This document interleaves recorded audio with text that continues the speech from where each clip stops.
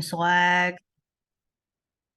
If you've been a leader for a while now and then you plan to attend, let's say, the Dreamforce, then you'll have some discount. But I think it requires like 4 years. Wow. Yeah. So I won't even qualify for that. You're speaking at an event soon though, aren't you? But other than that, I don't really see any advantage. I mean, they pay, of course, for the recording, but I'm okay to pay for my recording. Anyway, so yeah, let us start this. Hello, everyone. First off, thank you for taking some time out of your busy day to join us tonight.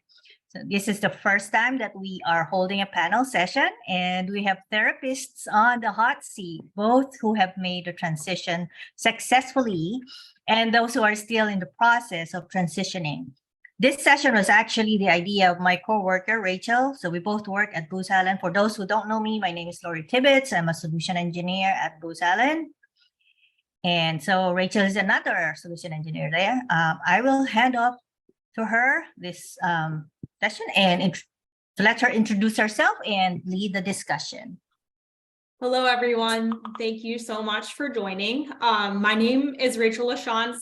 As Lori said, I'm also a solutions engineer at Booz Allen that works with Salesforce.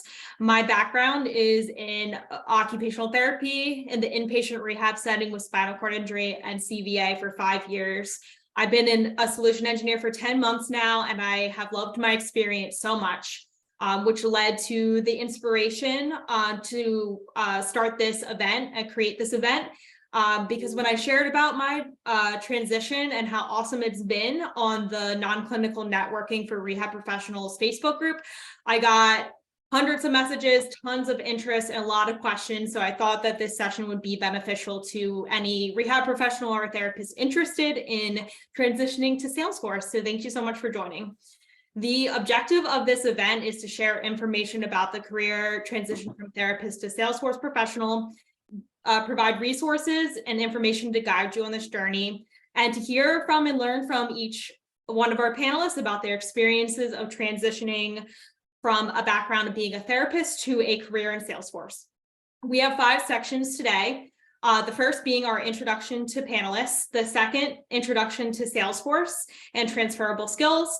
The third section is a day in the life of a therapist compared to a Salesforce professional. Our fourth section is introduction to resources and getting started. And lastly, the 5th section is for open questions and discussions from any audience member to the panelists, Lori and myself.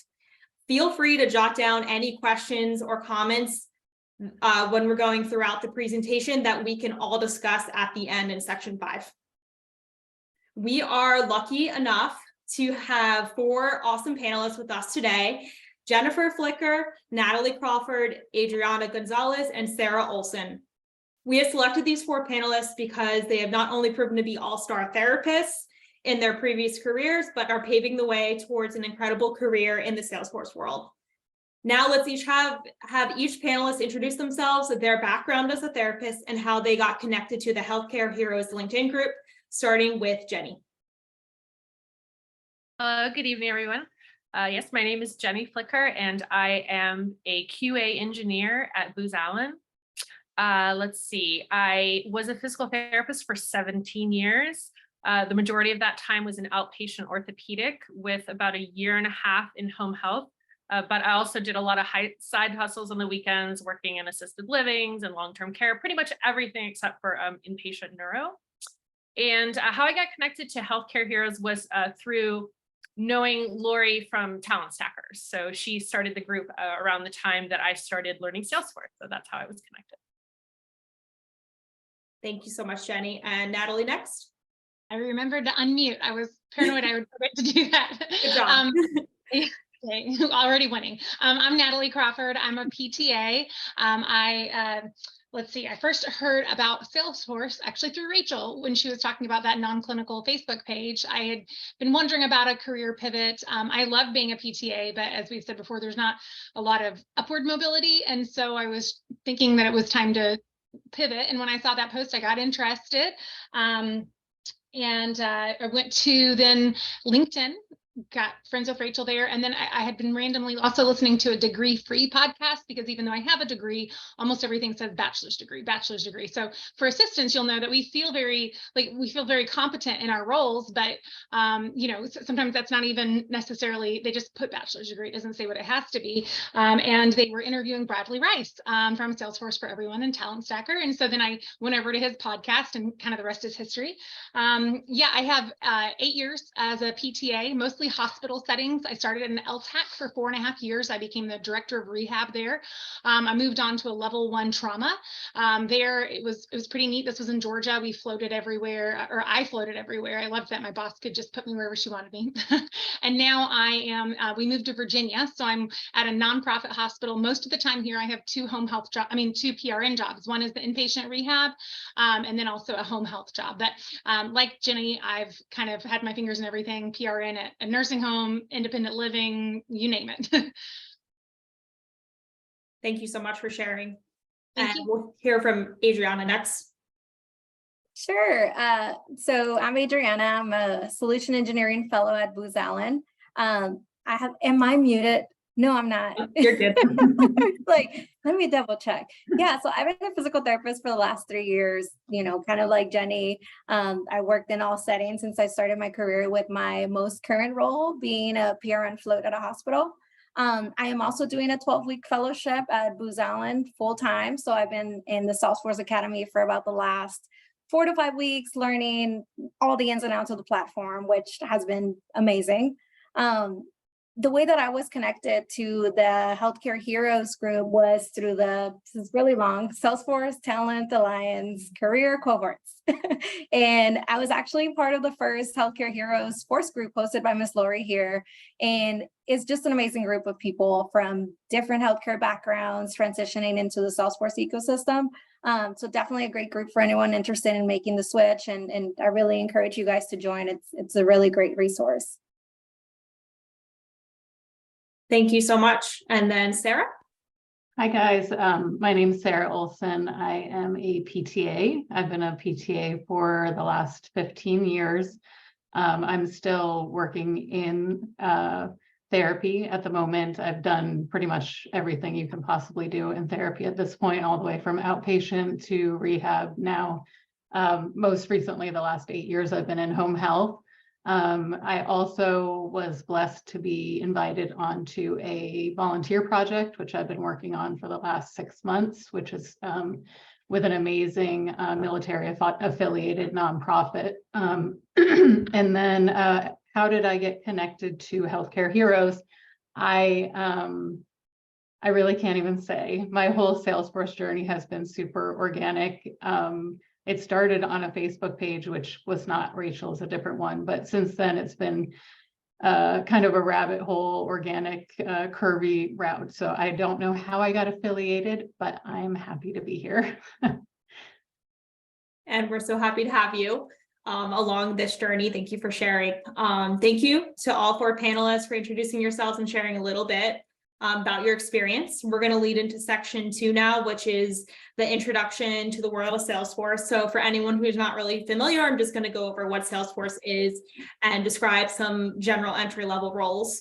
So Salesforce, if you don't know, is a cloud-based customer relationship management system. That's a powerful tool that businesses can use to manage and improve customer data, sales operations, communications, customer services, and many other services.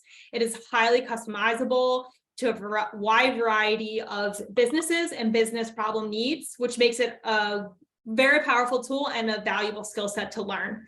Salesforce has over 150,000 businesses that use it worldwide and thus require employment and professionals trained in Salesforce to help these businesses perform at their best. Some examples of big businesses that you've probably heard of that use Salesforce are Spotify, Amazon Web Services, Canon, the American Red Cross, and Toyota.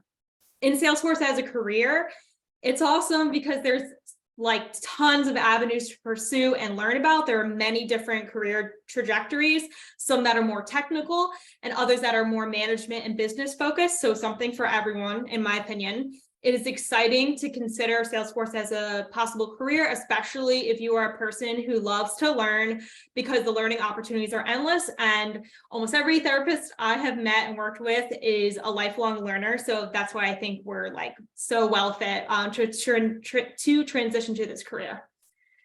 Some general entry-level roles that I'll quickly describe. There are 3 that I'll go over, but again, there are definitely a ton more that you can get into entry level.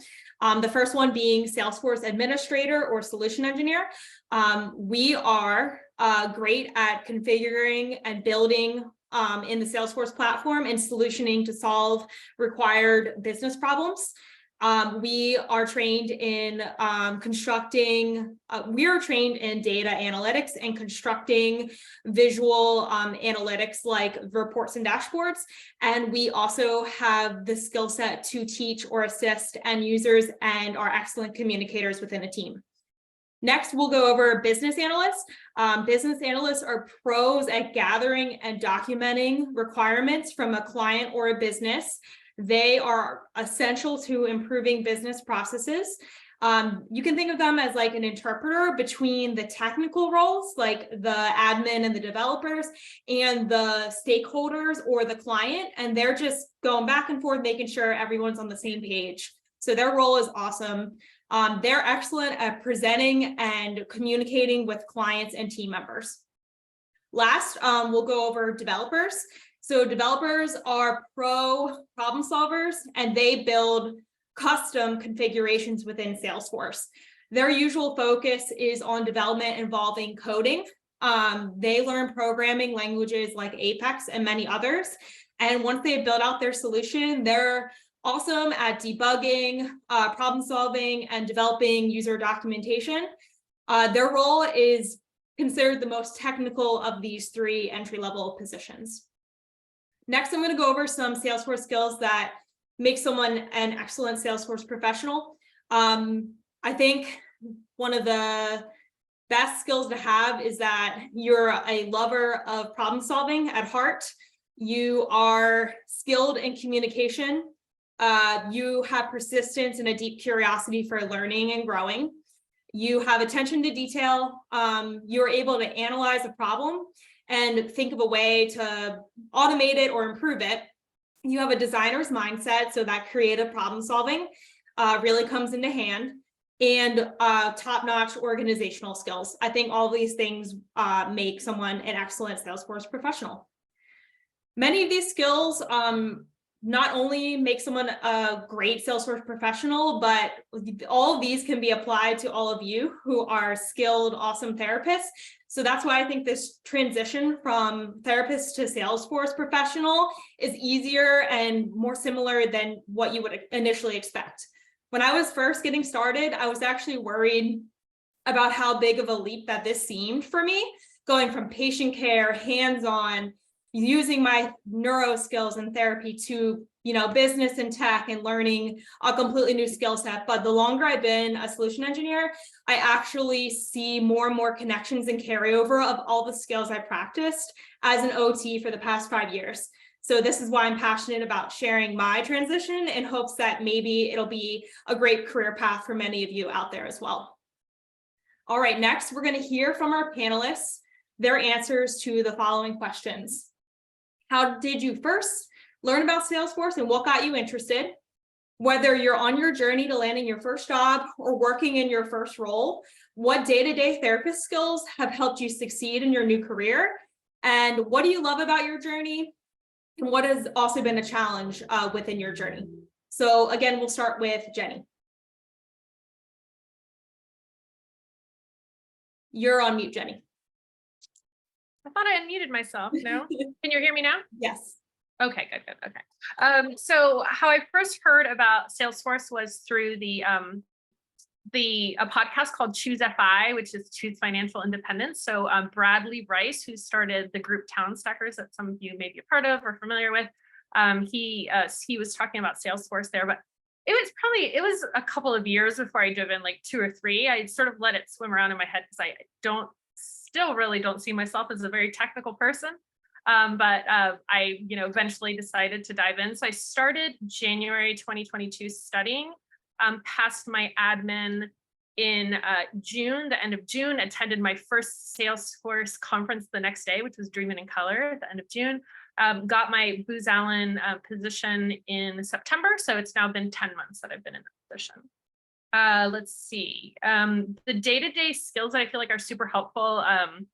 Being just highly organized, being good at documentation, being able to prioritize, being diplomatic, and the ability to work with all different types of personalities and people, knowing how to work as part of a team. So when I worked as a therapist, one of the things I did was work for a pain management clinic where it was interdisciplinary.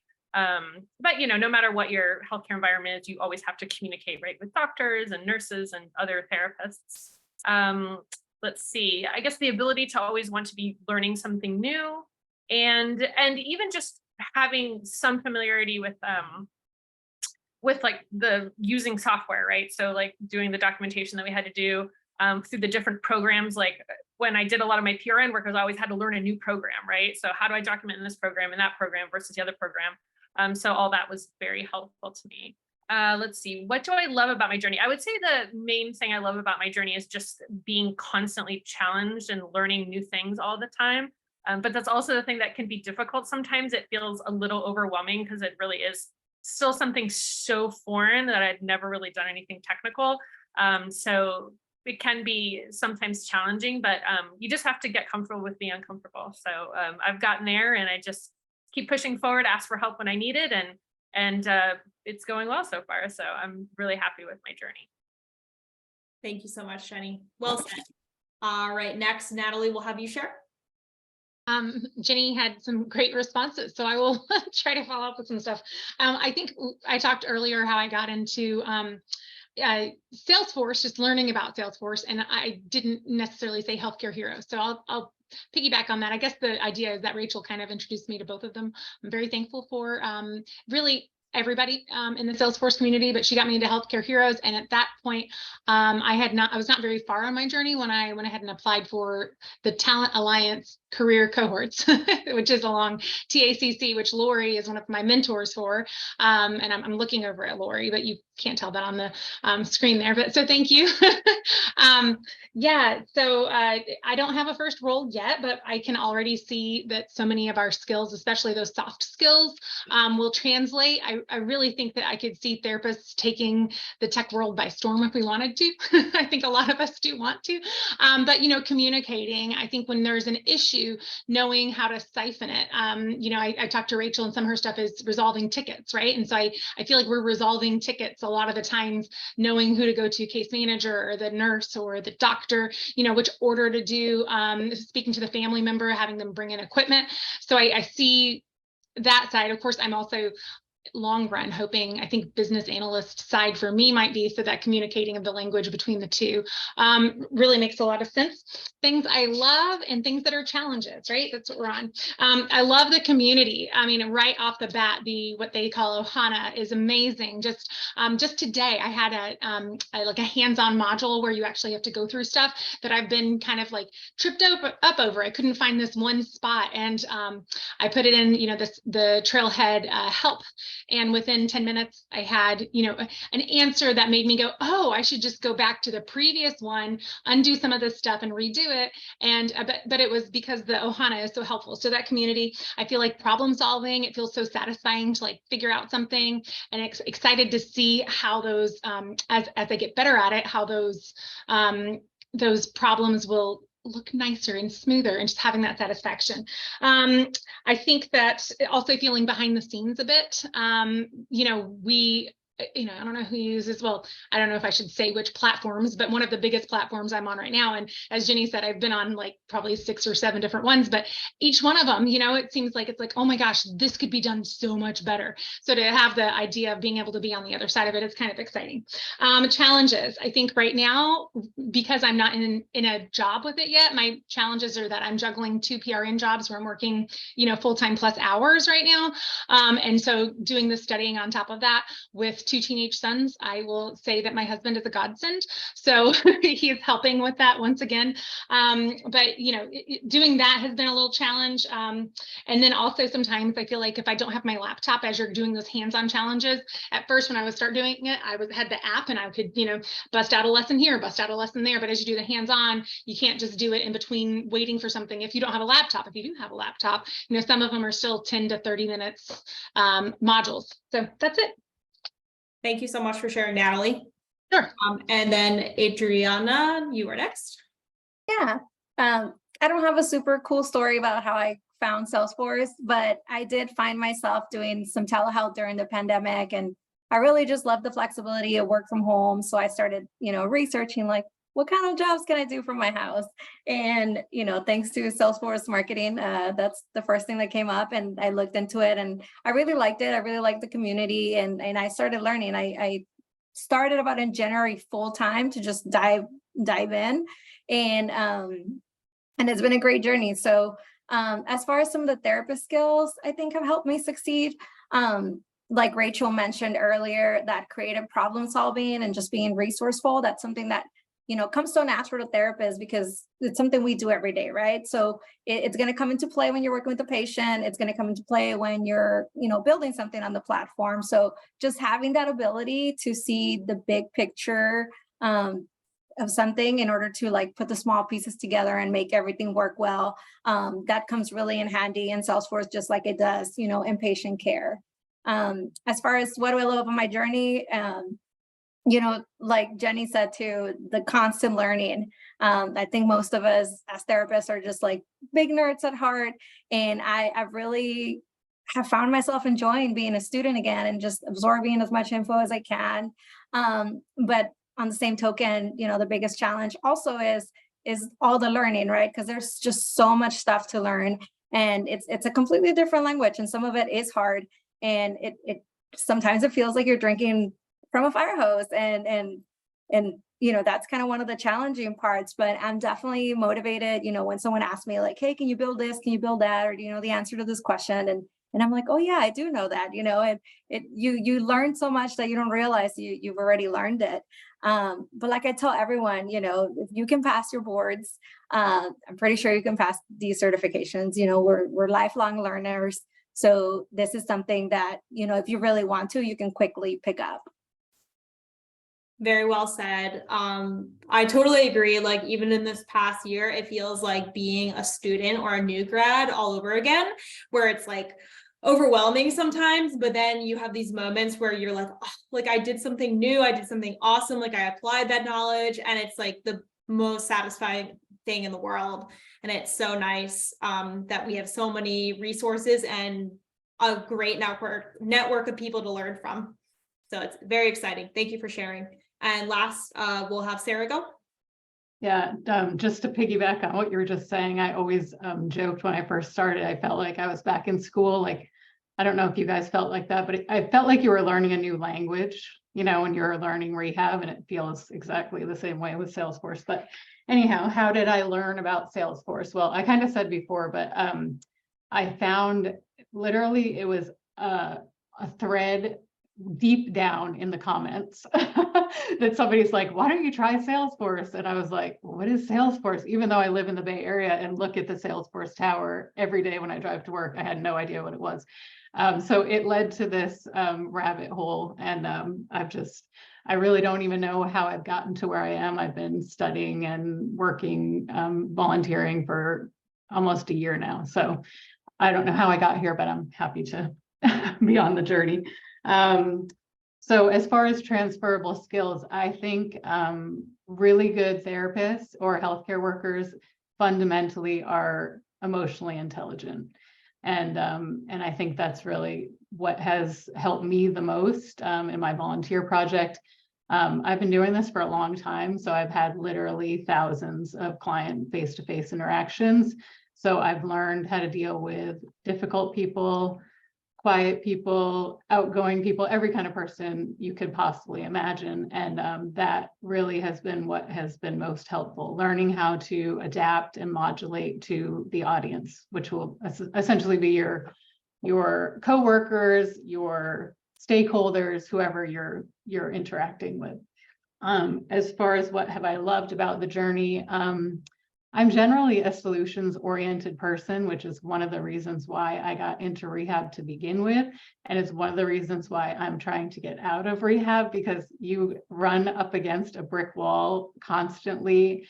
And it's really hard for somebody who gets into healthcare, who generally cares about people, to be telling them that you really can't do anything. Sorry, that's not my job. I don't have a solution for that.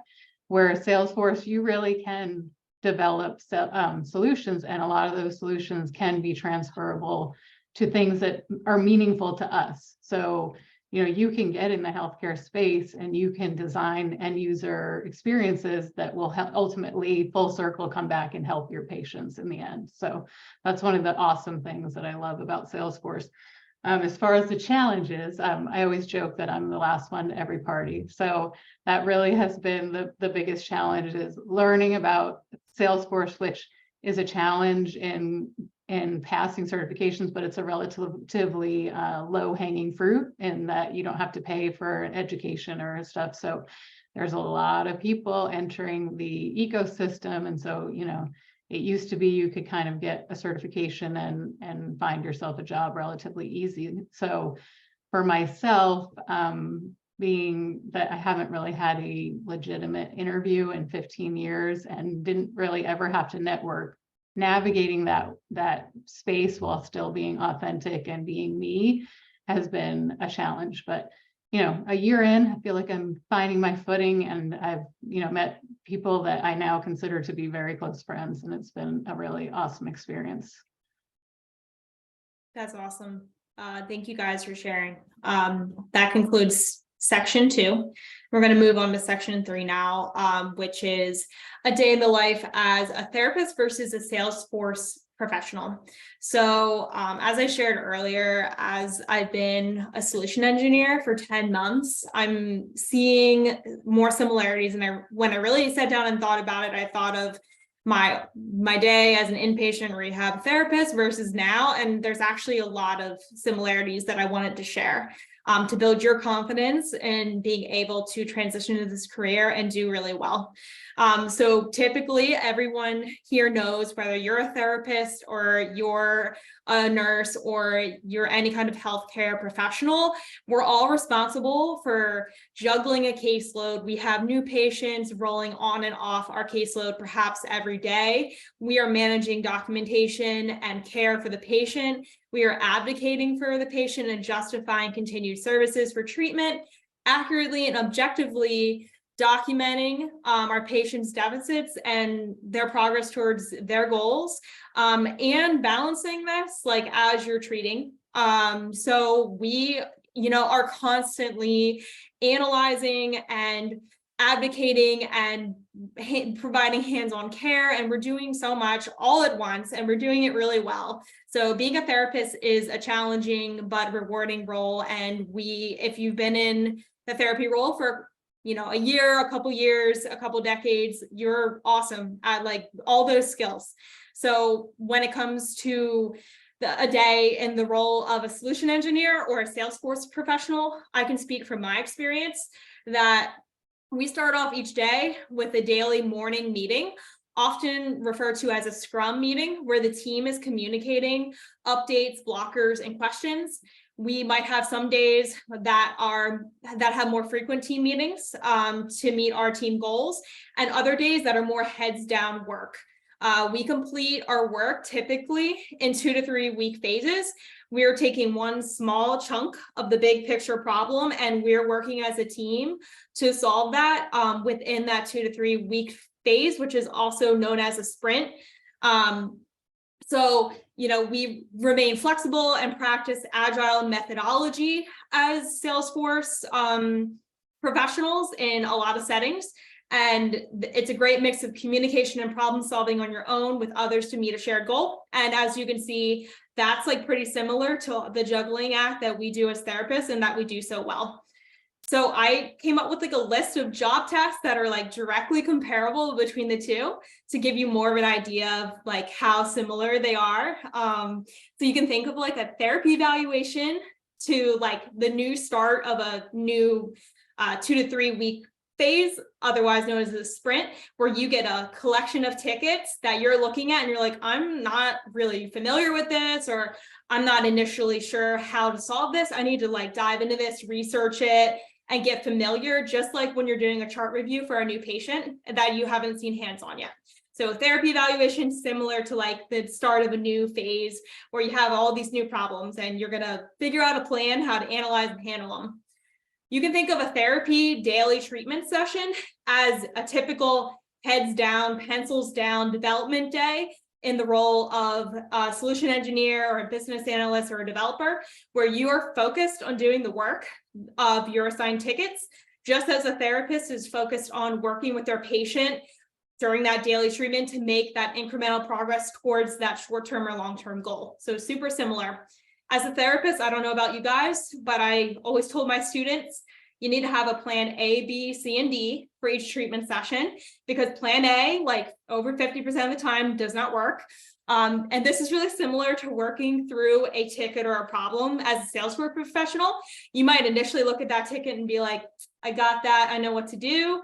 And then as you really look into it, you're like, oh, I was wrong, when I initially thought about my solution towards this. I need to go to plan B or C, or I need to meet with a teammate who could like show me how to do this in a better way. So it's like all about being flexible and learning and being open-minded and really trying your best to solve that problem. So then you as a team can meet that big long-term problem or solve that big long-term goal or problem.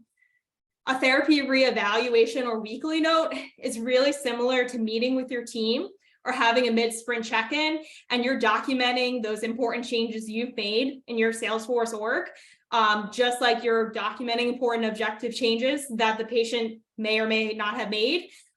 You're updating that insurance company. At the same time, you're updating your team on how the tickets are going, if anything needs to be adjusted, if anything needs to be communicated. That's what those mid-sprint meetings or check-ins are great for. Family training is really similar to communicating with your client. So you're gonna not throw out all that Salesforce language that you know, just like you're not gonna throw out all of that neuro language that you know, teaching the family member about stroke recovery or how to help their loved one at home. You are adjusting constantly and being an effective teacher when you're communicating to someone who might not have the same skill set as you, even within your team, from a developer to a solution engineer to a business analyst. So we're really good at adjusting the way that we explain and educate to our families, to our caregivers, just like in a sprint team. I'm sorry, a scrum team. Deadline to complete development work is just like a discharge date, where you're like, I got to do this, this, and this to make sure the patient has their equipment that they need, the family training is complete, they've met their goals in becoming modified independent and all of these with all these ADLs and IDLs. Same thing with having a good plan of when to finish that work that allows enough time for testing to occur. Jenny works in QA, and it's important that we're doing a good job building our work so QA can do a great job reviewing our work and ensuring that the process is running smoothly and working towards our goal as a team. Lastly, activity levels. I was on my feet transferring patients, all of you so active and working with their patients. At home, you could definitely play the role of sedentary, sitting at your desk all day, but I needed to replace that movement. So I have a walking treadmill. I am able to take daily like little breaks where I walk outside, I sit like on a yoga ball. It's important to me to keep like moving and active. So I'm like engaged and just doing the best that I can to take care of myself. So that's just a little comparison through therapy versus my role as a solution engineer. You can see all of the similarities, and we're going to move to our questions for this section for our panelists, which include: what transferable skills have you identified or observed in your therapist to Salesforce journey? And how are you prioritizing self-care? The adjustment to being on your feet, to, the temptation to perhaps be more sedentary, and how are you promoting general work-life balance in your current journey? So we'll start with Jenny again. Rachel, what was the first question again? I'm sorry, I lost. No, it's okay. What transferable skills have you identified or observed in your therapist to Salesforce journey? Okay, so well, I think I talked about that before, but the same kind of to reiterate the same thing. People skills, super important. Communication skills, super important. And the next question was about self-care. So I will say that it's definitely a lot harder to move around during the day. I know I would love one day on my plan is to get like a high-low desk with like a little walking pad under like Lori has. Not quite there yet, but I try to just take breaks to take my dog for walks. And I do go to the gym every night. So it has to kind of be more smushed together, I guess, than it used to be. And what was the third question? Sorry, somehow I Just didn't. two. You nailed Just them. those two. You're Okay. good. All right. All right. And then we'll have Natalie go next. Okay, yeah. So yes, the transferable skills, I think similar to what we had talked about before, there's so many. I think all the soft skills, like we talked about, having to be, emotionally intelligent. I think that's going to transfer really well. But and having like empathy and being a good listener and being a lifelong learner, as we've talked about too. I think being able to pivot on a dime, and really, I feel like sometimes we're able to like look at something in a chart or notice something small that's going on with a patient that's not right, and that it's actually a big thing, right? And I think that would transfer over. But once again, this is speaking from just starting on my journey. I'm very, very excited about it all, but I'm not in that role yet. So self-care, once again, I'm anticipating. I'm also something I'm thinking a lot about. I think you have to be very mindful of that, right? And do everything consciously. And so eventually, getting into that role, like Rachel, I would love to have a walking treadmill. But just today, I text Rachel. I was doing some stuff on Trailhead, and I took the day off of work today, and I needed to stand up for a little bit and do something. I put my headphones on and danced to some music, and I was like, maybe I'll just have like mini dance parties for myself, like little 5-minute breaks of dancing. But definitely, walking the dog. I think Lori mentioned walking during meetings. That would be key. I think you can get, because we're so used to movement, right? And I think getting that movement out helps that brain being able to focus. So. Awesome. Thank you so much for sharing, Natalie. And then Adriana. Yeah, so like Natalie mentioned, adaptability is a huge one, definitely translatable to any Salesforce role, since projects are always changing, and just having that ability to quickly adapt and think on your feet is super essential.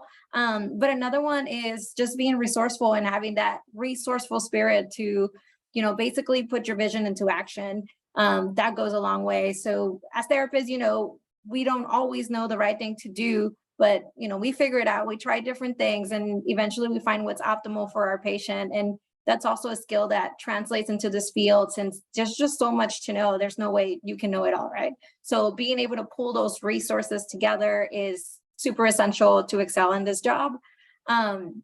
And as far as self-care, I was reflecting on this question yesterday. I actually, since I started working from home, I feel like my self-care routines have been more consistent, mostly because you gain that, hour and a half, 2 hours of commute that you do every day there and back. And, so that's given me a lot of my time back to actually go work out. And I also have a later start date since I'm on the East Coast. So being that I am on the East Coast, I start my day at 10 and I finish at 6. So I'm able to get, my good workout in the morning, where in the past, I had to be there at 7. So by the time I was out, at 4 or 5 o'clock, I was just wiped out mentally, physically, and I didn't want to do much. So it's been really great to get my day started with a workout, and then in between, if I need a little mental break or anything like that, I take the dog out for a little bit, or just kind of go on a little walk. It's very flexible in that sense. So I feel like I even been a little more active. Yeah, that's awesome. I agree. I think just reflecting on my self-care routines as a full-time therapist versus now, I was not doing a good job taking care of myself. It was really challenging coming home, feeling just like physically and emotionally exhausted, and not being able to like get myself to move or, take care of myself, just feeling like the burnout. So yeah, I agree. It's been a huge pro of this career to have that flexibility to make time for the self-care. And I'm proud of you. And that's awesome that you're doing that in this new career. Good job. Right. And then Sarah. So I think everybody has probably covered every single transferable skill. The only one I would add would be the ability to ask good questions. My ideal career path, I think, will be a business analyst. And so that ability to really know how to ask the right questions, because the stakeholder's not going to necessarily give you all of the information off the bat, just the same as with a patient. You know, sometimes you have to go in sideways to get the right answer.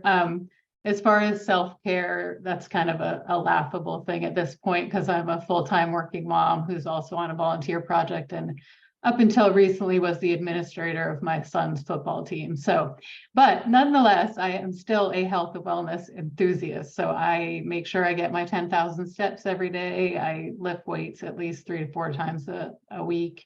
And I just, you know, I get up super early in the morning and spend time reading and meditating. It's my quiet time. I drink my coffee, and if I didn't have it, you wouldn't want me to be around. So, so it's more valuable for me to wake up at 5, 6 in the morning and do that for myself. So I try to find time. Not sometimes there's not enough hours in the day, but I do find on the days where I take a day off to actually work specifically on Salesforce stuff, that I get more steps. I have a walking treadmill and I'll get like 15,000 steps. So it's actually a lot better than, you know, we're sitting in a car driving around all the time. So I'm optimistic. That's awesome. I'm so happy that you have a walking treadmill.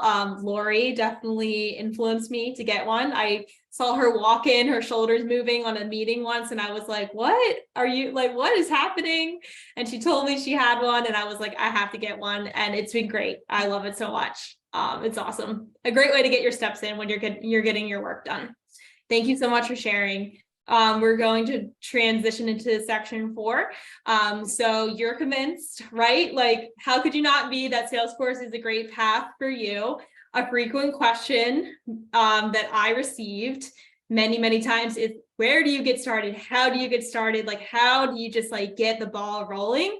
And usually my first response is discussing basic resources. It's awesome that with Salesforce, there's an abundance of resources, most of which are free or low cost, especially compared to what it usually costs to transition to a different career. The first step that I took when I heard about Salesforce and became interested was creating a Trailheads account, and I started to learn via the modules. And I had zero idea what Salesforce was starting, and I really started to get the hang of it going through the modules. You can think of Trailheads as a free self-paced university. Trailhead makes it fun to learn. You can complete and demonstrate steps in your own sandbox environment. So think of that as like your own playground where you can just break and build things nonstop, and there's no rules. It's a great way to learn. There are many different trails and skills you can learn, from very beginner, where I started, to expert. So it's awesome for anyone at any skill level within Salesforce. A second resource that I'm a big fan of is YouTube. YouTube has great basic tutorials and Salesforce content on nearly any topic that you can think of. So, at the beginning of my transition, when I was foggy on a concept after class or after a Trailhead module, I would go on YouTube and find someone who was explaining it in a different way with an example, and it really helped it click for me. So I just, highly recommend YouTube if something just seems still like a foreign concept, or if you want to dive deeper into a skill. The next point, I'm going to have Lori discuss the Talent Alliance Healthcare Group, brand new, starting in January 2023, and some other resources healthcare heroes have used in the past. Oh, so it's back to me. So yeah, regarding TACC, you've heard several of our panelists talk about how they discover healthcare heroes because of Talent Alliance, or vice versa, got into Talent Alliance and then discovered healthcare heroes. The Talent Alliance. So I founded Healthcare Heroes course back in January 2022. And it grew up to about 800 plus by December of last year. And at that point, I was connected by a member who's a lead architect in Salesforce to the organizers of the TACC. The organizers specifically were looking at growing the HLS is what they call it for verticals. So Salesforce has several verticals: finance, healthcare. Actually, they call it HLS, Health and Life Sciences vertical, etc. So apparently there is quite an urgent need to fill the gap between the talent, there's lacking talent of Salesforce professionals who understand healthcare. That means we are unicorns. So Salesforce professional plus healthcare background, they really need to have us helping the businesses that use Salesforce move forward, especially right now. Digital transformation of the healthcare industry is so slow. And that is the bottleneck when it comes to Salesforce competing with other CRMs. And as you know, Salesforce is a big CRM. So that's how they reached out to me after I was introduced to them by this lead architect. Her name is Jade Long. So the first person I faced for this talk between the TACC and the Healthcare Heroes group was the client-facing one. And then we had another meeting with the job seeker-facing organizer, and that's Shayla Mark. And Shayla Mark, so she was my gateway to getting our Healthcare Heroes Force cohort added, because the TACC used to be only for underrepresented groups like Blacks, Latinx, etc. So that's the gist of how we came to be part of the TACC. We're lucky in that sense. And there's a lot of benefits. We're going to talk about TACC Healthcare Heroes cohort more in the next session come July. Perfect. Thanks so Back much to you, for, yeah, thanks so much for sharing, Lori. Yep. So the last point I'll touch on in this section is transforming your resume, which was again a really common question that I got in my inbox after I made this post. I could probably take up an entire 1-hour session on what my experience and transforming my resume, but I'm just going to share one example today of how I edited my resume when I was applying for Salesforce positions. So under my most recent experience as an inpatient rehab OT, I was the chairperson for the spinal cord injury program. And before I changed my resume, I had several bullet points underneath that section talking about how I used, research and utilized it to target education for therapists learning best practices for spinal cord injury patients. So when I edited my resume, I changed this bullet point and really thought about what does a recruiter, what are they looking for? What skills are they looking for that are going to make me stand out to them? So I changed this bullet point from very patient therapy language to more business analytical specific terms. So what I did is instead of talking about patients and training therapists, I kind of adjusted it to, hey, I used my leadership skills in monthly meetings. I led an interdisciplinary team. I utilized data and statistical research to drive my goal for the rehab to lower our incidence of wounds. And I was successful in leading that initiative, bringing our incidence from 13% to 2% within the fiscal year. So I just kind of changed the way that I am showing off my skills. And then when I got to that interview, I tied in the whole picture. As an occupational therapist, advocated for my patients, and I helped newer therapists learn, and I use data to drive that, and I connected that to how I think I'm going to be an awesome solution engineer, and I think that really helped me shine in my interview. So I highly recommend anyone to just really look at that resume from a different lens. What are they looking for? Touch on these skills that we reviewed today and adjust your language, not from therapy language to business analytical objective language. To conclude this section, we're going to go back to asking our panelists the following questions. What are the key steps that you took or are taking to leverage your healthcare experience into a Salesforce role? What advice do you have for anyone on their journey? And then what do you love about your new career? If you're not there yet, what do you love about studying and anticipate loving about your new desired Salesforce role? We'll start with, sorry, my brain paused. We'll start with Jenny.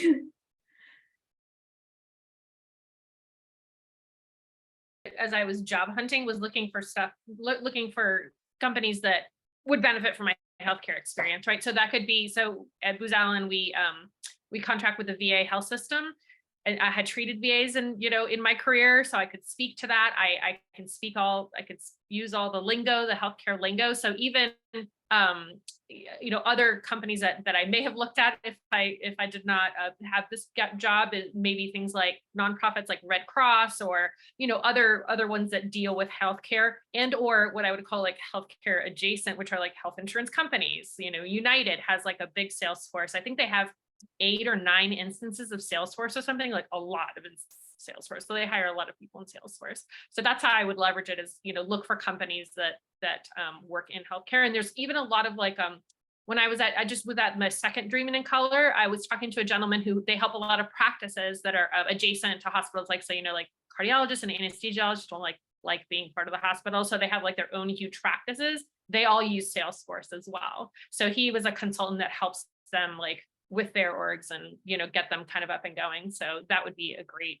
things like that would be a great companies or positions to look for. Advice, very similar to what Rachel says, just try to use business language to make it sound as Salesforce-y as possible. Same thing with, your LinkedIn or anything that you post. What I tell people, I do a lot of like mock interviewing with people, and I always say, listen, this recruiter is like looking to check, or the manager is looking to check boxes, right? So like what you're saying in the language are you using, are they able to check boxes from the way you're expressing your experience, basically. And then what do I love about my career? The flexibility is probably the biggest thing. I had a foot issue that I had for like 20 years, and I just had surgery. I had to be non-weight bearing for several weeks and then partial weight bearing. Like I would have never been able to do that as a therapist. I didn't like having the surgery. It wasn't fun, but like it was not possible to even have that surgery, right, when I worked as a therapist. And just being able to go to appointments or like not miss all my children's like events and things. Like, right, when I was an outpatient, I was booked for like 4 months. 16 patients a day. Like I couldn't just be like, hey, next week there's a thing. Like we would have to cancel so many people. I just couldn't do it. So I had to miss everything. So that is the thing that I love the most. I also do, of course, like I did when I was a therapist, I love working on a team and with other people. Is something that I really enjoy. So I like that, and kind of working together towards like the goal of making this thing that's going to help. And for me, it's really nice. I just love the fact that I'm helping veterans. So even though I'm not doing it as a provider, I'm helping the providers do a good job right from the technical side. So that's really important to me. And I really enjoy that about my job. Let's see. I think that's it. Yeah, I think that answers everything. So well said, Jenny. Thank you for sharing. Natalie. Hey, yeah. So yeah, I think that most of the topics have probably already been touched on, but yeah, changing that lingo, C-suite executives, we do that all the time when we talk with doctors, when we talk with family members that are maybe, that expect a certain amount, and just being able to change that lingo. Don't be afraid that your resume looks completely different. Like Rachel had said, I mean, there's so much of the stuff they just don't want to hear, but not only that, a lot of it that would actually transfer if we could actually change the language, right? So I would say that. Lori makes a big deal too, which I would agree with, to get on LinkedIn. I think we're better with numbers, right? I'm connecting with you guys, connect with me. I think, doing that and seeing each other and just having your mindset all the time in that way is really helpful. Let's see. Don't be afraid of, it looking completely different.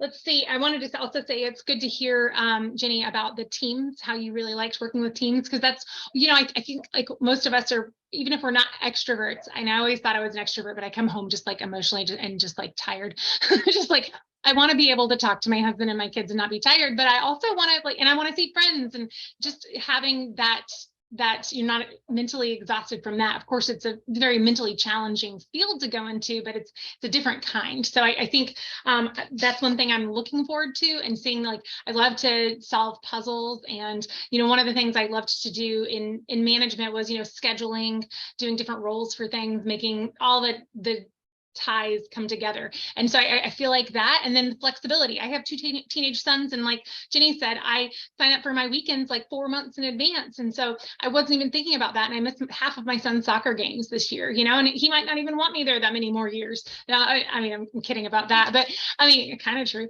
But, just missing those things, as much as I love being in a hospital setting. Yeah, you are. I mean, you can't just say, okay, well, I'll spend 30 minutes here because I don't have a meeting, doing this after dinner, finishing this thing up. And that really appeals to me. And one last thing I'll say with that is that my husband, we moved here for my husband's job, and we might likely stay here. We just moved like a year and a half from Georgia to Virginia, but we might leave in 5 years when my son graduates high school. And I'm realizing, like, yes, I started over. I miss my people so much at my old job, in my old hospital, and everybody is very nice at mine now, but like starting over every time, it's like to not have to start over, even if we moved somewhere, is super appealing as well. So all really awesome points, Natalie. Thank you so much for sharing. I too, one of my favorite things is the flexibility and being able to prioritize myself and my family and friends and passions outside of work a lot easier than before. Right, we'll move on to Adriana. Yeah, so similarly to Jenny, I also leverage my skills by looking for roles in like health tech or, healthcare space. It's something that I have the knowledge in. It's something I definitely still want to be involved in. So I looked at companies like Booz Allen that works with CMS and the VA. As far as a resume, kind of like Rachel mentioned earlier, I translated all my therapist skills into Salesforce professional skills. So that's almost through a technique called labeling. So you just basically, it's just like translating what you used to do and what you're going to be doing now. And I think this practice really helped me, especially like with interviews, since, you want the recruiter to see you as, a Salesforce professional with healthcare experience rather than a healthcare professional with Salesforce experience, if that makes sense. And so as far as what I love about this new career, it's just the opportunity for growth, especially in my situation. I'm a military spouse, and I wasn't really quite able to move up in my career because we move every 2-3 years. So portability was kind of a huge issue, kind of what Natalie mentioned. You leave a job, you miss the people you used to work with, and you kind of got to pick up and start all over, right?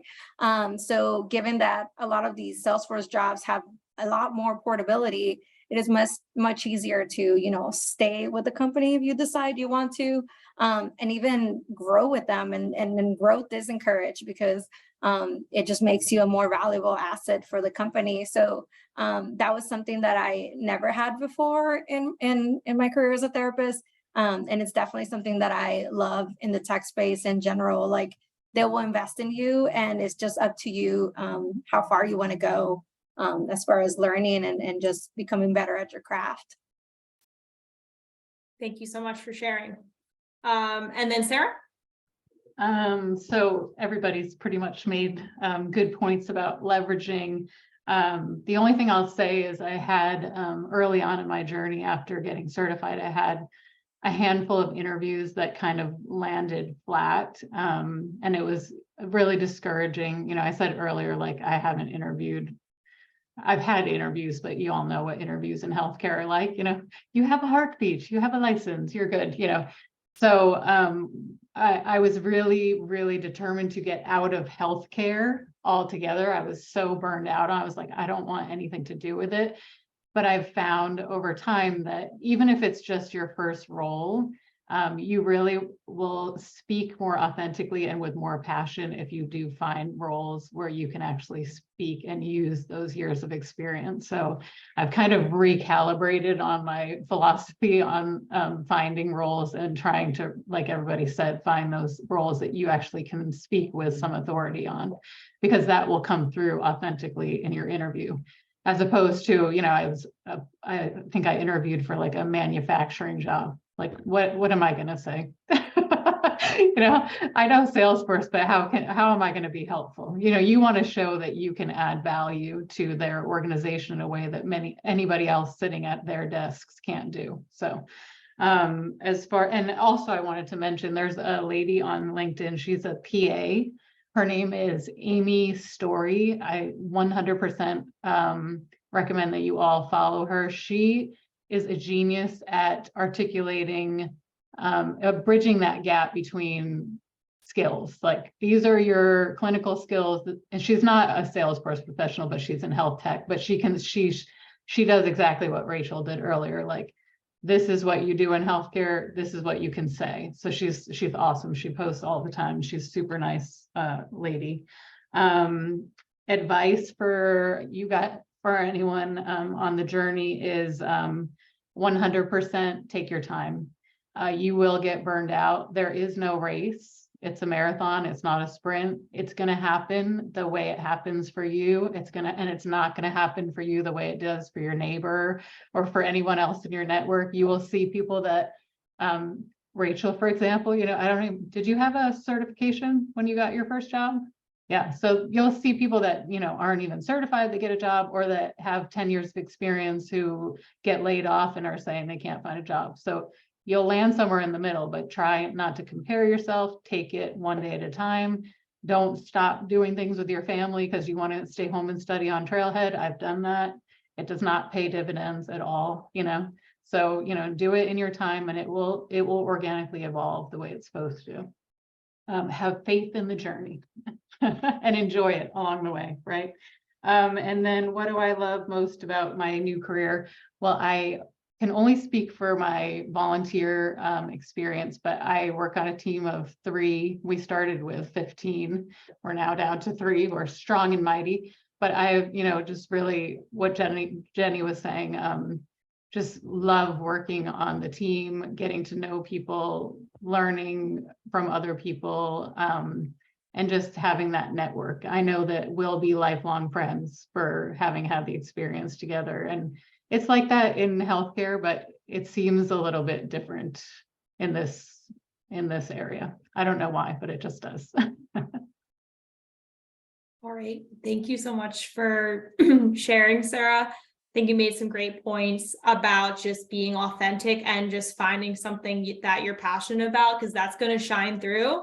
And an interviewer is going to feel that and pick up on that more than anything else that you're saying. So I think that's like really similar to the advice that I would give, is just be yourself, be honest with where you're at, and just like dive into and search something that you're going to love and be passionate about. So thank you very much for sharing. All right, guys, that concludes section 4. So we're moving into section 5. So any questions, any discussions that we want to have as a group from any questions from audience members, please feel free to share. Lori, go ahead.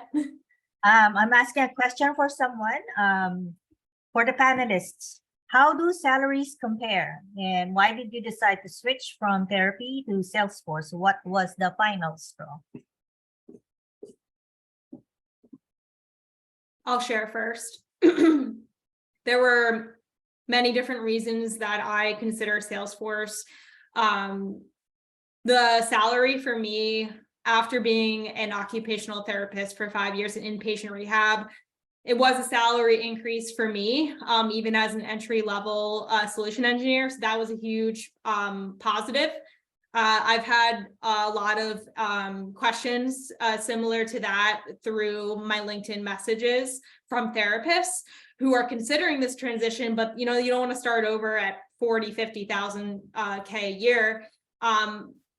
From what I've researched recently for admin solution engineer roles, it on average might be between 65 to 70,000 up to 95, 100,000 for an entry level role. That can vary widely on where you're living in the US, the company, whether they consider your degree or your healthcare experience, as part of that negotiation towards your salary. If anyone else wants to share their reasons or their salary expectations, that's just off the top of my head. So I could be off, I could be wrong, but that's what I remember most recently telling someone.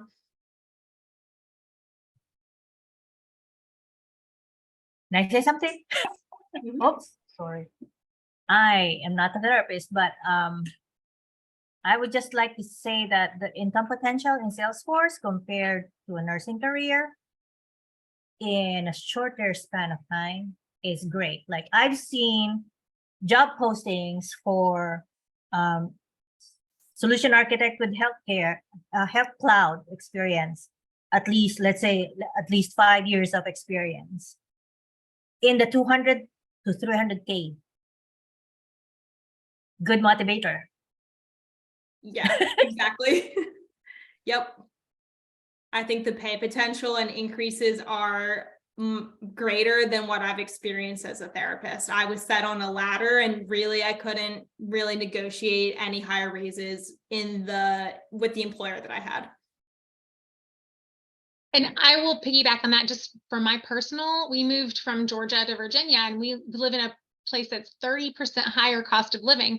I talked to some PTs that moved from Georgia to this area and they immediately got a pay raise when they moved here.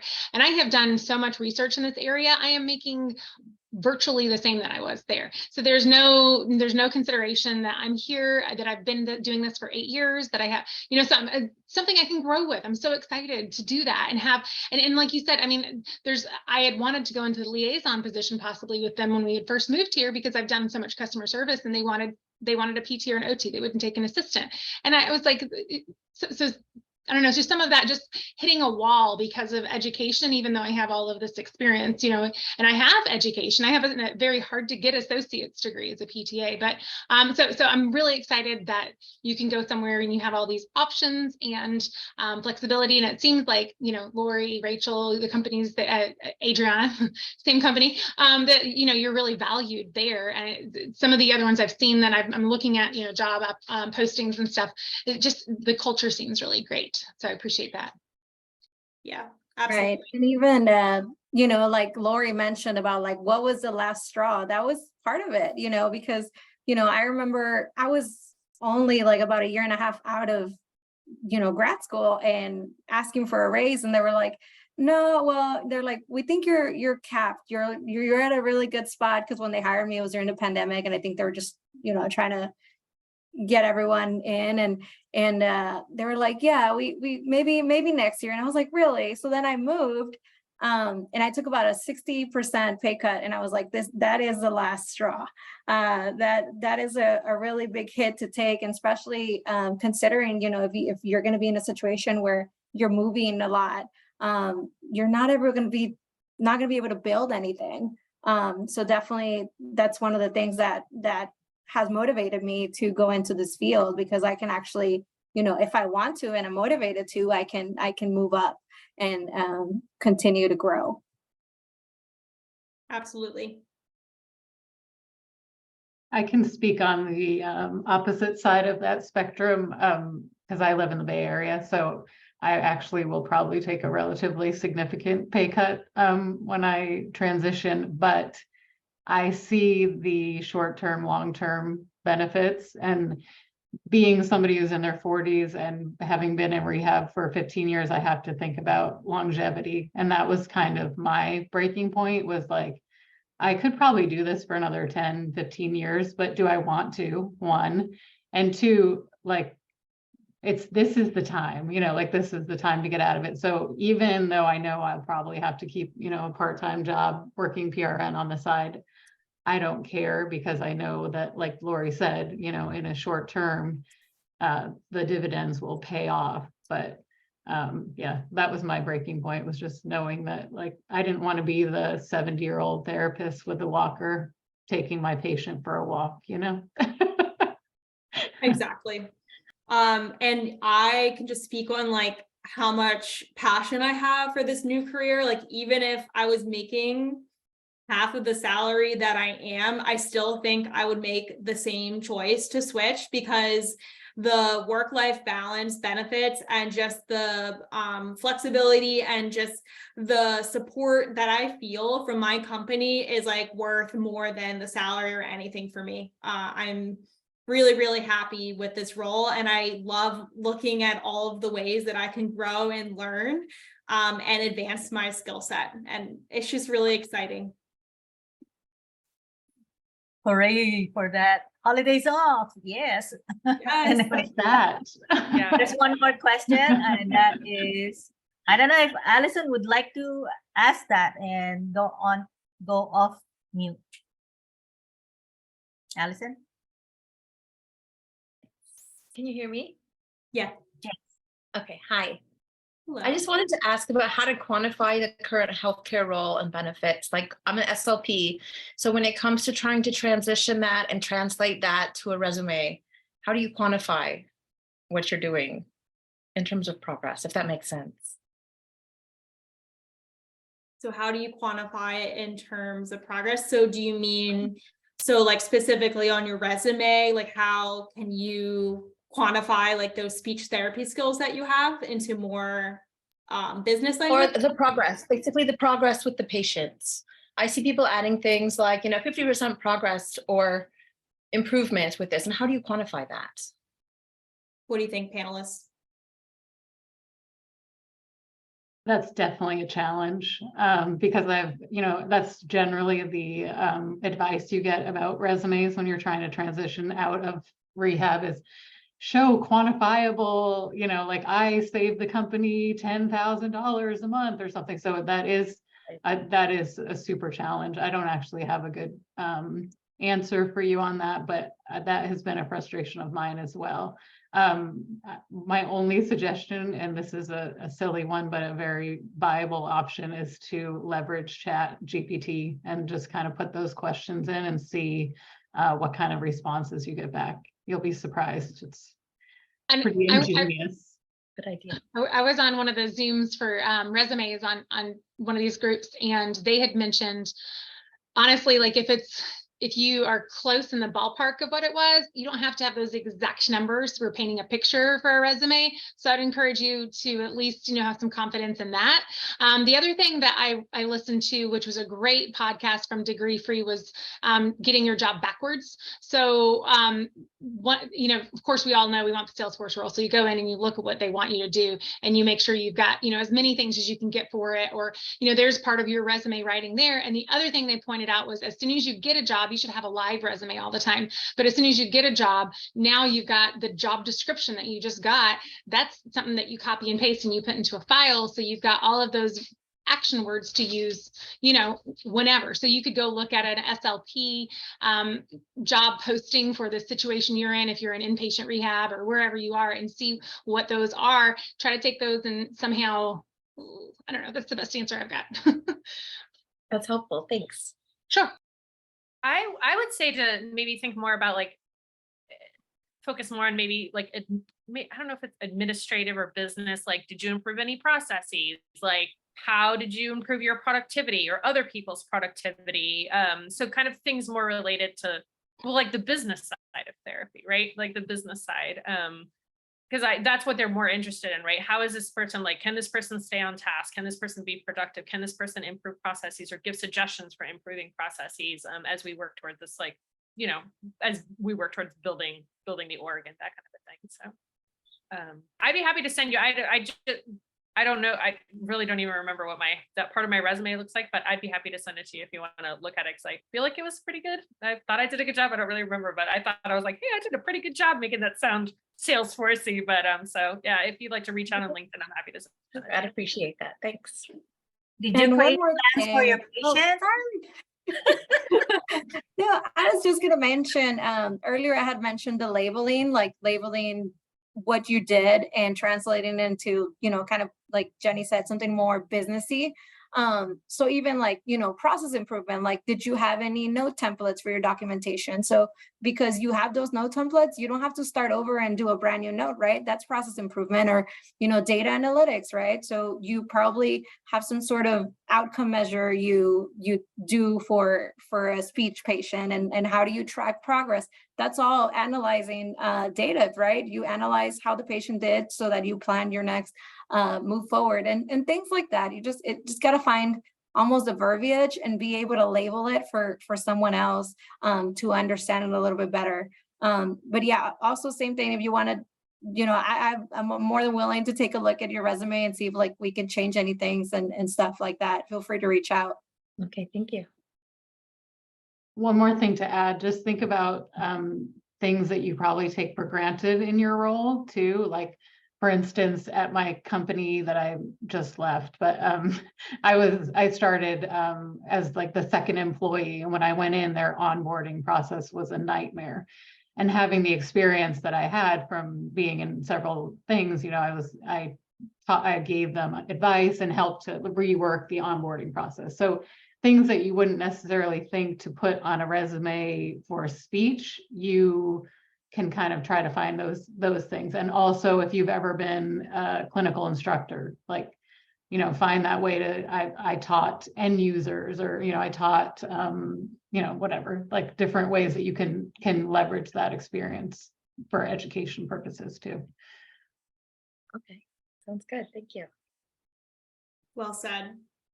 Does anyone else have another question they'd like to ask our panelists?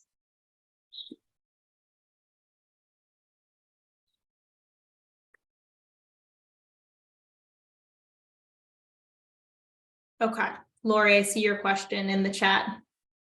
Do you want to read it, or do you want me to read it? This is just some examples that I would think of in how you will quantify the way you help your business being a therapist. Like, okay, if you created these plans for your patients, and I don't know how you do it in therapy really, especially the outpatient setting, but do you have like a set number of patients to see? Are you able to achieve that goal? And if you are, you can say something like, you're able to achieve 100% of the goal on a daily basis or week, whatever basis, right? Or you help patients achieve how many percent of their goal.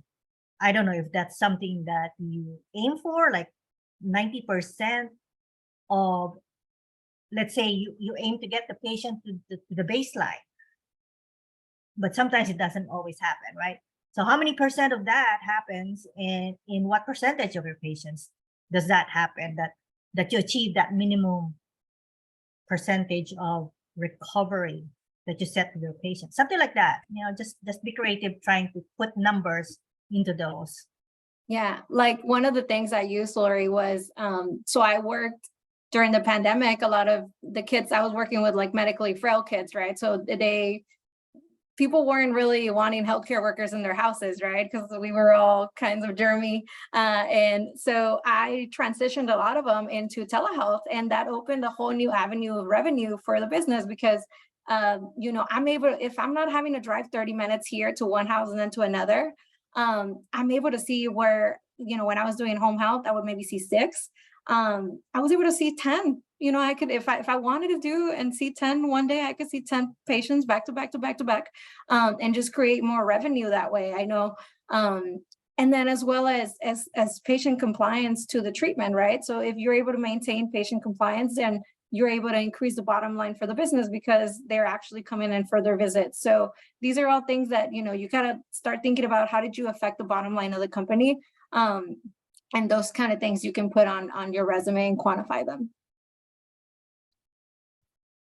Can we have another person ask her question? Those who are, those who need to hop off, feel free to hop off. But we have another question from Jessica. Jessica, would you like to come off mute and say whatever you had to say in the chat? Sorry, I didn't realize I was just sending those to you. I meant to send them to everyone. I was having a struggle with this as well, and I'm definitely not that far down the journey, but tackling the resume issue.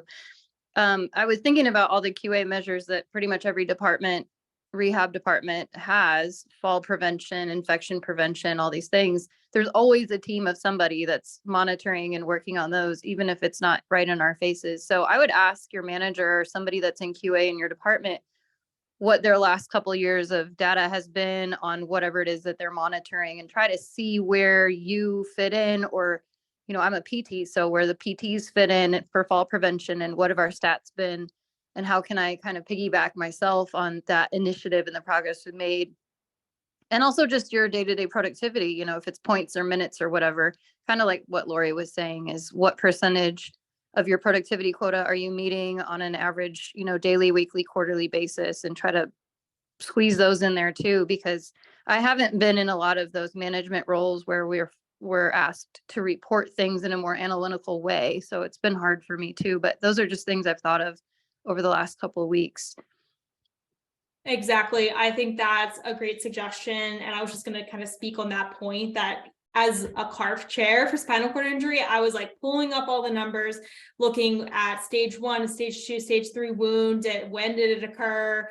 You know, looking at the complexity of the patient. I had access to all this data, and I know that so many other of my therapy friends were also working with this data to try to drive, like, what should we do to help improve this? There's a lot of leadership positions that were looking at this data, like director of rehab. You could go to acute care, and there's definitely managers who are looking at those numbers and just kind of have an open conversation about them, because what we're doing as healthcare workers and therapists is we are supporting treatments. We are trying to prevent hospital readmission. We are driving all those numbers, and if we can get our hands on them and kind of speak to them, I think that is like a great way to shine on your resume or in an interview. So that's a great point, Jess. Thank you.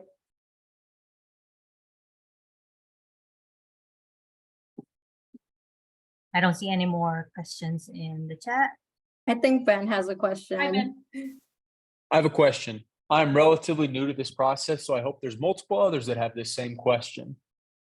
Very similar reasons as to everyone who's in their journey here, but I am looking for actionable items, essentially, to take from I'm currently a physical therapist to how do I get out, to a certain degree. I think I have a pretty strong why and my skill set and where to take that, but I think I'm looking for this in between of transition. So what I'm hearing, I think, if this makes sense, and please correct me if I'm wrong, is sure, you can trailhead, but really trailhead, network, change your resume, network, trailhead, sort of shifting between all of those things, which seems to be like what the Salesforce roles are, ever evolving. Is that true? Yeah, like even just the business analyst. Well, I can say that when I started last year, business analyst the trail mix, there wasn't one. I've known people who are business analysts who did not even get a single certificate, but they had that overview, you know, after finishing the admin trail mix, they had that overview and they were able to land the job, mainly because, you know, they were actively, that particular person that I knew without a single certificate and was doing business analysis for a year before I learned about that, she was in Deloitte. She was hired as a business analyst, and I believe she used to be in the lab. I can't remember much now, but she was in healthcare. So that ability to talk is very, very much sought after for those looking for business analysts. Talk with the stakeholders. So with the boost in HLS, Salesforce really wants to compete with number one, Cerner.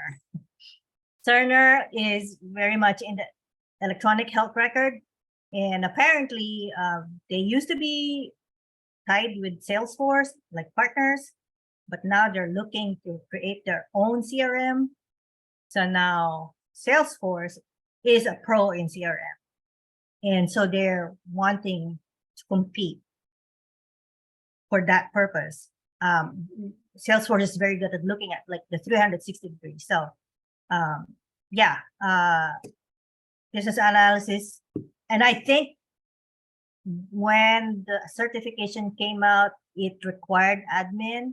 I'm not sure if it's now removed. I think there were talks about removing the requirement for admin certificate before getting the business analysis, because those are two totally like different skill sets, really.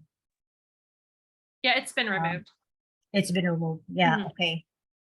So yeah, that's a good entry level point if you're not yet too convinced that you can do the more technical part. What else in the question? What else in the question can I answer? Oh, Multiple parts. It was essentially, are the actionable items that I'm hearing from our session tonight correct? Essentially, hey, here's some great things. Here's some comparisons. Here's where I'm at in my journey from a variety of journeys here on the panelist side. But essentially what I'm hearing in totality is that, hey, Salesforce has great free, low cost ways to demonstrate a skill set. This is a meeting under which we can connect with some others, follow up conversations. If you're in San Francisco, or you can attend local meetings with people, you can network that way. And essentially, you're just trying to push that ball up that hill in terms of evolution. Does that make sense? I think just to add to that, the biggest struggle for me going from therapy into the Salesforce world was finding that footing in the network. So it's not about being in the Bay Area. It's not about being in the United States even. You have got to get on LinkedIn, and you've got to find somewhere in you and find whatever your brand is, which I hate even saying that, but you've got to find what it is. If this is a journey you truly, want to go down, that's the only way you will find your footing in this ecosystem, because you will, to whoever's Candace's point, you will get frustrated because every job application will have 200 to 600 applicants, and the only way you're going to get your foot in the door. So as far as actionable steps, it's trailhead learning, all of that stuff, yes, but having the network and leaning into that network for healthcare heroes. If you're military affiliated, there's a great group called Merivis. There's tons of other things, but just finding the best advice I got early on was cast a wide net, and it will all kind of come out in the end, and you'll find your people. I don't know if that's helpful.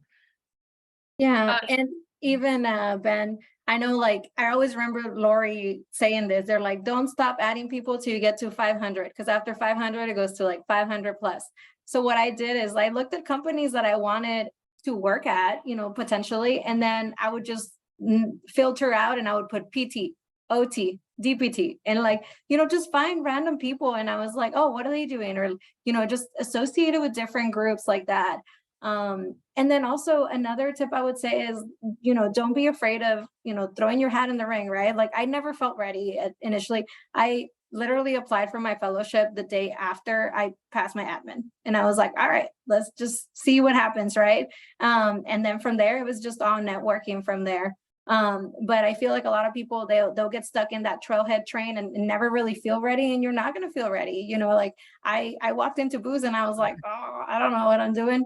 But I feel like this is something new to me.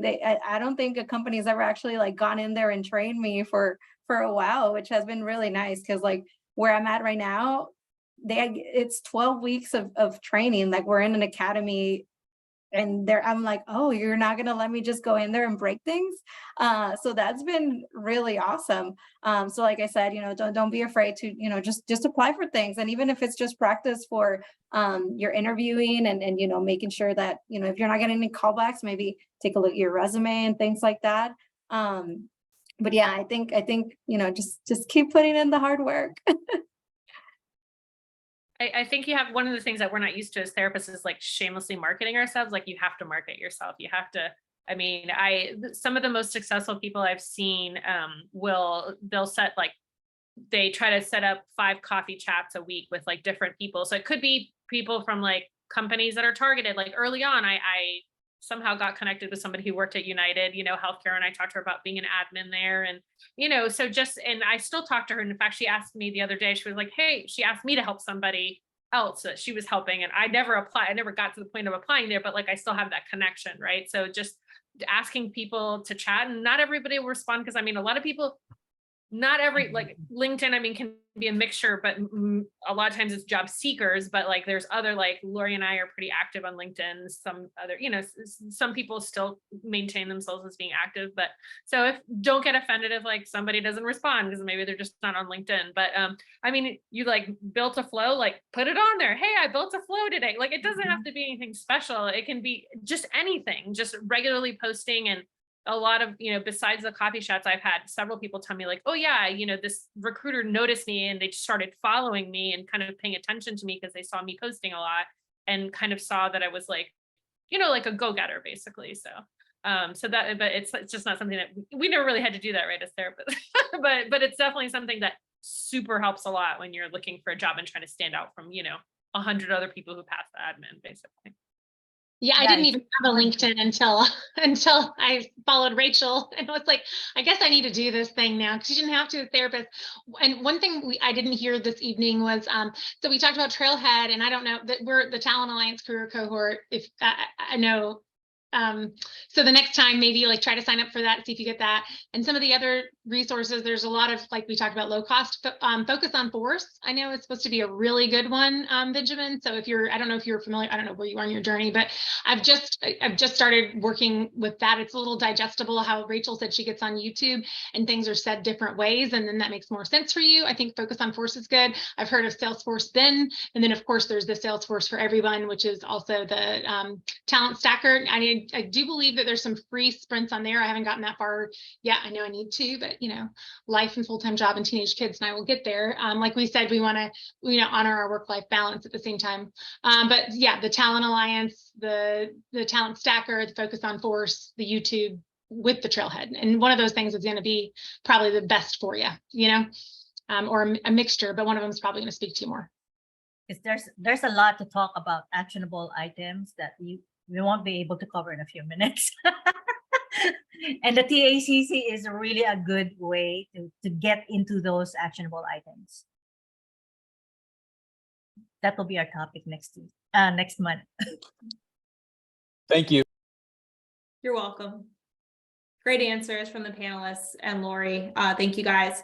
Are there any other questions that any audience members have?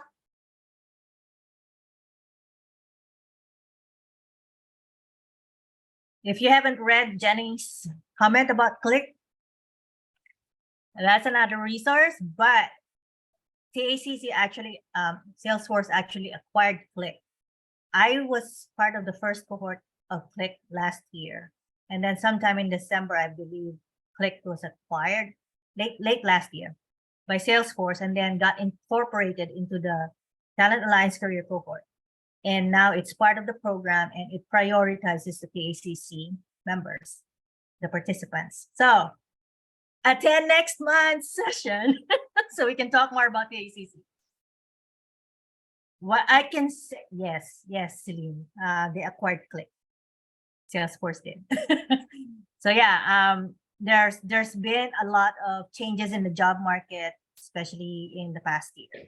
And what used to be like an easy enough way to get in is now a little bit harder. And I think there's a shift towards more vertical specific, like HLS, or if you will specialize in something like CPQ, or be a flow expert, etc. And now we are getting into AI. So it rapidly changes. So and that's also why it's important to keep yourself active on LinkedIn and in your network, because you always hear those things. And then, so if you will eventually, let's say you're in your first role now, and then you want to jump ship, you will still be able to keep track of what you need to upskill on if you are in tune with your network. Don't be like, okay, I got a job now, I can relax. if you really want your potential income to rise exponentially in the short amount of time that I mentioned, then you'll have to really upskill and keep yourself moving with the times. Exactly. Well said, Lori. Yeah. So if there's any further questions from any audience members, please feel free to reach out now. I saw a question from Candace up a little bit higher in the chat about how to push through the journey and not get super bummed out.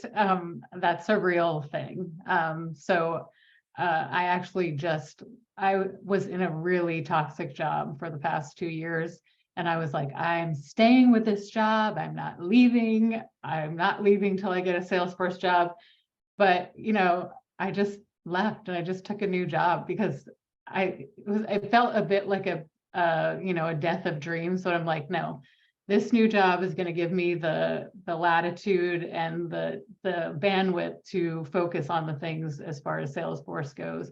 So I'd say, try to find whatever self-care things. And then, if it's the job that you're in, maybe go to PRN or maybe change to like home health or something where you have a little bit more time and space. Like home health has been a lifesaver for me because I can do like coffee chat early in the morning and, just kind of be a little bit more flexible with my schedule. So just think about maybe the setting you're in and maybe you can find something in the short term that will serve your work-life balance a little better.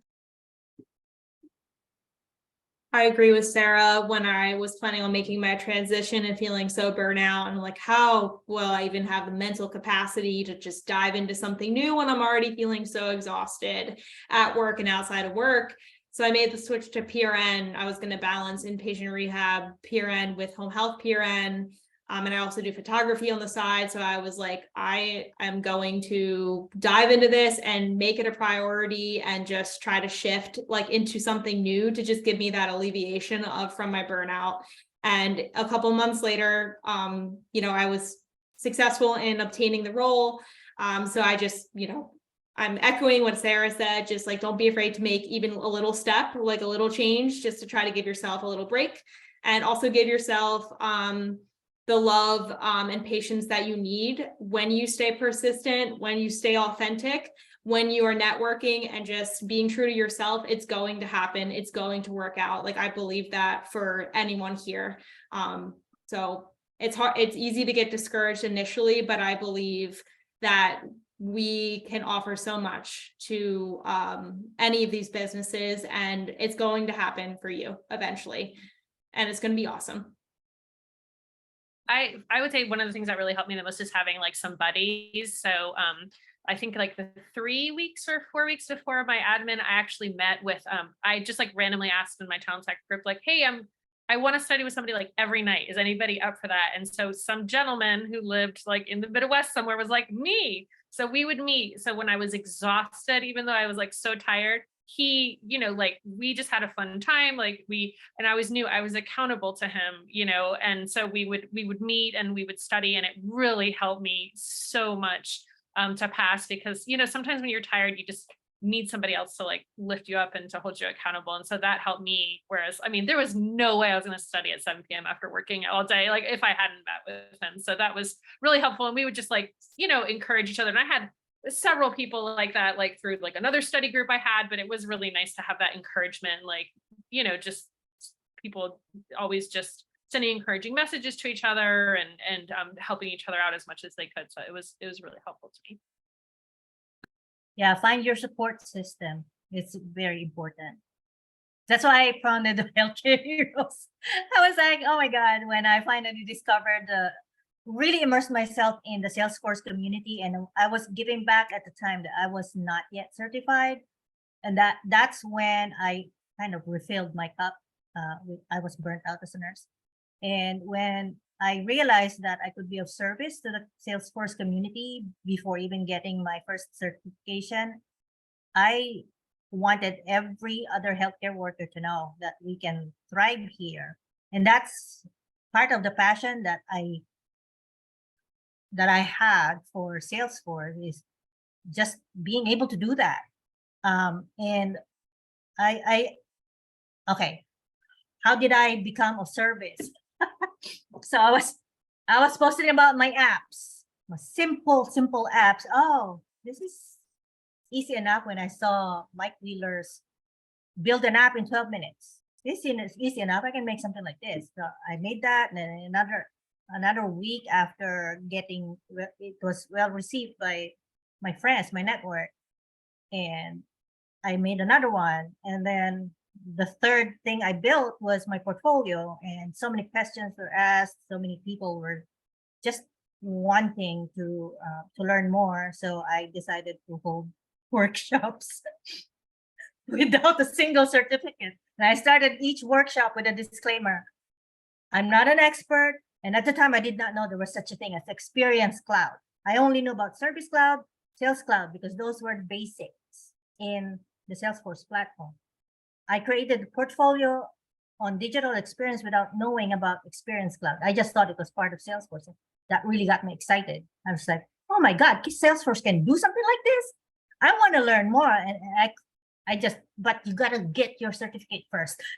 But anyway, so yeah, that's how I started teaching others. And I took that as a way to to show the world, to show my network, the potential coworkers, potential hiring managers, that I can learn the technology, that I can teach others, that I actually am so excited to show what I built, and that I can communicate with others, because you have to establish these sessions, you have to promote them, right? Your marketing.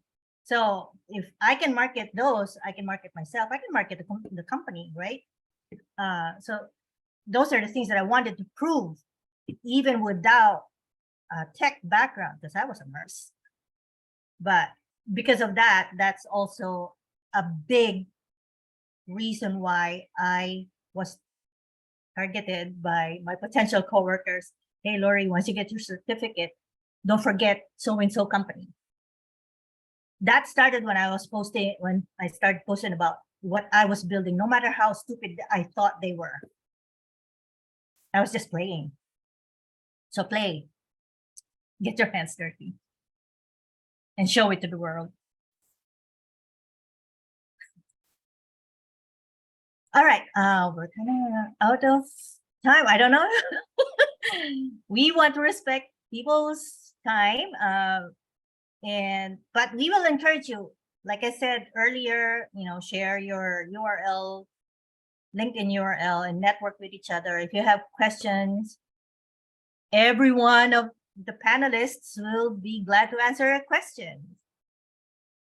Shoot me a message if you want. Yeah, and don't forget our TACC session. I will announce it in the Healthcare Heroes Force group. If you did not see the link to the Healthcare Heroes Force group, I'm sending it. And I think the ACC only closed the application to the summer cohort. So, continue working on the trail mix, and watch out for the next fall cohort for TACC. There's a lot of benefits. We'll talk about more on that next session. Any parting words, Rachel? No, I just want to thank you guys, the panelists, for doing such an awesome job.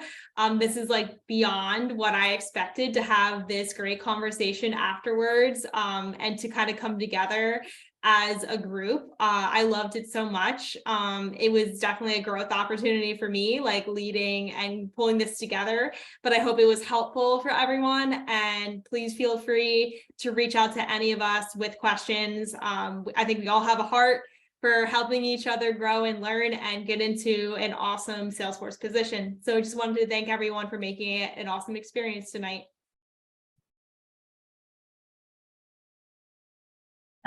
Just one more plug. So in August, I will be speaking for military trailblazer office hours for gaining experience before you land your first job.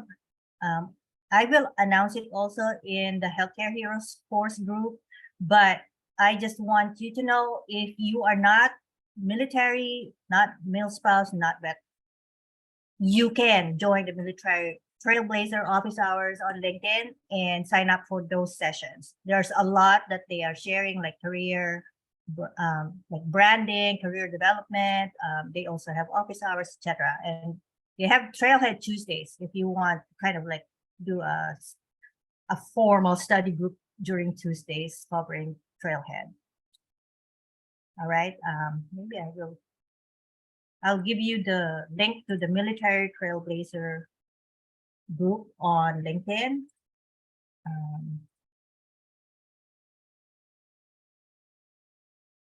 And make sure you join. All right, thank you everyone. Thank you for the panelists for sharing your journey and advices.